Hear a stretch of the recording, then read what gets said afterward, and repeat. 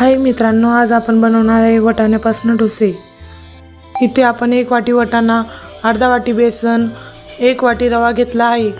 त्यानंतर वाटाण्याचे मिश्रण करून त्यात थोडे पाणी टाकले। त्याचे मिश्रण झाल्यानंतर एका भांड्यामध्ये काढले।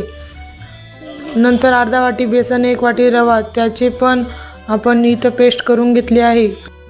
आता लसूण, हिरवी मिरची, कोथिंबीर याची आपण पेस्ट करून घेणार आहोत। पेस्ट झाल्यानंतर ते मिश्रण सर्व एकत्र चांगले मिसळीत त्यामध्ये थोडे आता अलगद पाणी टाकणार। आता चवीनुसार थोडे मीठ घालणार।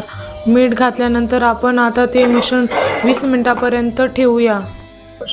डोशांसोबत आपण इथं शेंगदाण्याची चटणी करून घेऊ। त्यामध्ये लसूण, हिरवी मिरची आणि शेंगदाणे याची पेस्ट करून त्यामध्ये मोहरी आणि जिरं याचा तडका दिला।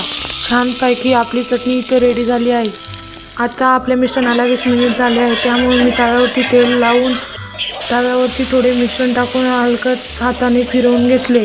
बघू शकता आपला डोसा इथे किती छान प्रकारे तयार झाला आहे। मित्रांनो, चॅनलला सबस्क्राईब आणि शेअर करा।